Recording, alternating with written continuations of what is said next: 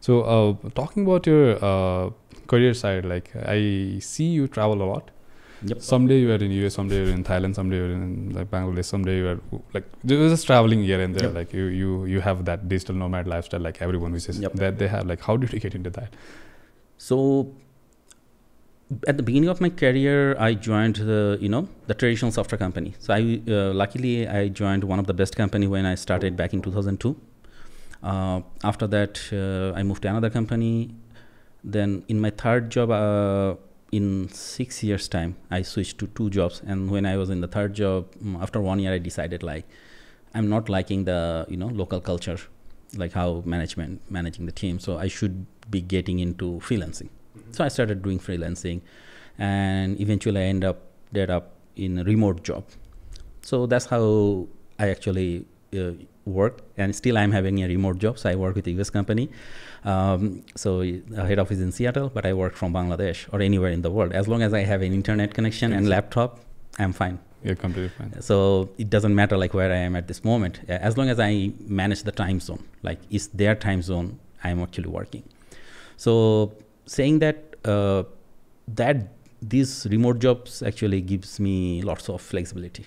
Like I can work from anywhere in the world, and traveling is kind of like my passion. So I have a target to complete all the countries in the world if I'm alive in next 5 years, inshallah.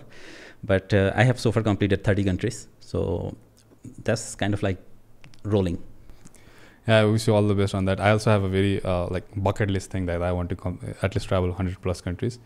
I've not yet decided to travel all the countries yet, but yeah, I've decided at least 100 plus countries, and hopefully I can do that within the next 10 or 15 years. I have a very long duration, so than you. So I hope you all the best. But I have a very like this is a very personal experience for me. Like when I was traveling, like you and I both, like we hold a very weak passport, unfortunately.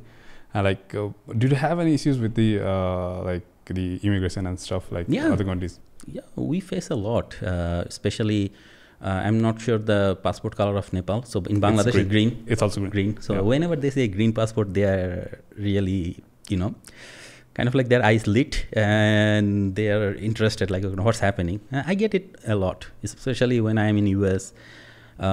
Though they know my family is in US, every time I go in the immigration, they check my visa and they'll tell me, okay, come inside.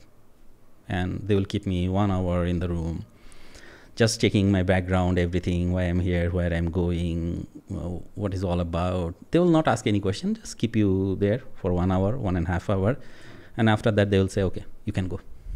Nothing else. Nothing else. And typically, if you are in Europe, like I travel Europe as well, even in Singapore, Japan, I have the same experience. Like when I tell them, like, yeah, I'm here for conference as a speaker, and it's like, oh, people come here for work or something, and you're coming here as a speaker. That they can actually digest. Even in Japan, just before the pandemic that happened, they actually told me to wait almost like 1.5 hours because they verified with the organizer that yes, I'm supposed to come and everything, call my hotel.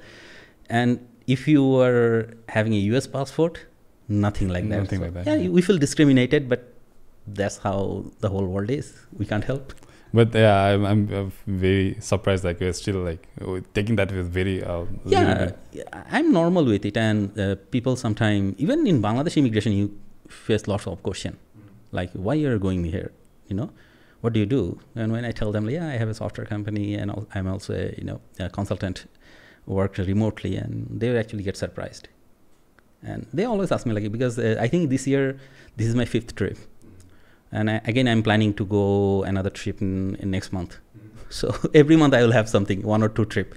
So immigration almost like kind of like get bored with me. Like they check my passport and it's like, oh, you came 1 week earlier. You are again, going up to somewhere. I said, yeah. Because I tried to live that digital nomad lifestyle for a while, and I got so like for me immigration is the most stressful part. Not just like I'm not talking about other countries first. Like I'm talking about Nepal itself. Yep. Like where are you going? Like what's your document? this that. Like I'm like sweating a lot. Then I reach out the country, and then they are also asking questions and everything. But yeah, but still it didn't hold me back, and it's not holding you back as well. But yeah, we'll get through that. But I really big curiosity, and how did you manage with all of those? Yeah, it's a similar culture. I told you, like Nepal, Bangladesh, we have similar culture, mindset, everything. So you can expect the same thing. Yeah, but I wish you all the best for your upcoming travels and hope I can travel as well.